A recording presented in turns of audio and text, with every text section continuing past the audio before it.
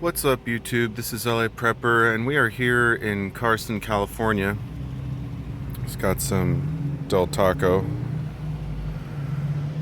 And I wanted to just talk about this old Rite Aid or whatever it is.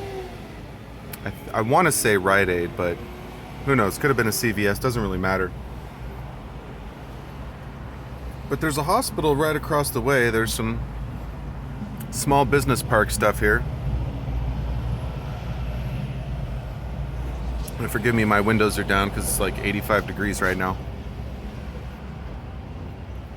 But this is a real prime location. You know, we're at the corner of kind of a local highway that turns into a bigger highway, as well as what's that cross street?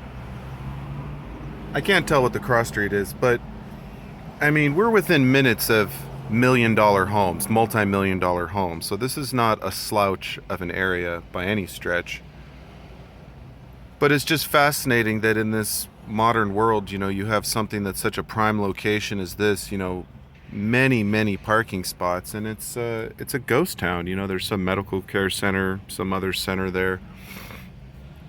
But this was the anchor of the complex. Anchor being the large store that's supposed to attract all the customers that go to the other ancillary stores. You know, like they come for their prescriptions and then they grab some lunch at Del Taco. Del Taco is still doing okay because they're kind of standalone value, but one really, and even across the way, if I can zoom in, you can see that these businesses over here are also closed. There's no signs up, the windows, the blinds are all down. There's a burger place on the corner. But yeah, a really easy way to tell how your economy is doing is on the commercial side. Yeah, you can look at residential houses and how many houses are for sale, but in somewhere like California, the turnover is relatively high in the housing market. So when prices go up, people want to sell because they want to make money. When prices go down, people want to buy because they want to save money. So, and people are always moving in and out of the state anyway. So I wouldn't look to the residential number of homes on the market as any sort of huge indicator of California's market in general, personally, but well, especially in the metro areas.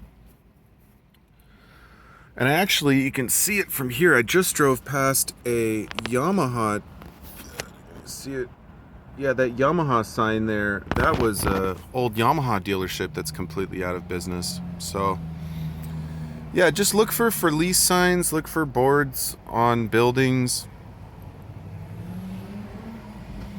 Especially in the commercial sense, I think you see a lot of interesting trends because, of course, these businesses, you know, these multi-million-dollar companies like Rite Aid and CVS and such, you know, they have analysts that are slightly more sophisticated than your average American because, of course, that's their job. So if they see that the economy is going to be a little rough or maybe just slow for a couple years, they're perfectly happy to close a store, lay off all the workers. If it was a lease, you know, they're stopped paying the lease, so it's not like they bought the building and then they have to sell the building. A lot of these shopping complexes are owned by some owner that's had it, you know, or developer or somebody that's had it for, you know, 10, 20, 30 years, and they just lease it to all the businesses. So if Rite Aid goes, obviously they're losing the money on the rent, but they can always get another tenant in there in theory.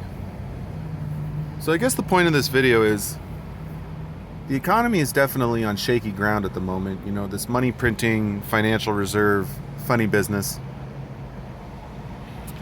can only last so long. Now, America is the world's reserve currency, even though that's changing, and as the premier global power, although that is slowly changing as well. You know, currently we can flex our monetary weight even after doing ridiculous monetary stuff a little easier than other countries can. But if we keep trying to kind of artificially use this financial advantage to keep cooking the books, we're going to have a problem. So till next time, YouTube, like, comment, subscribe, and keep prepping.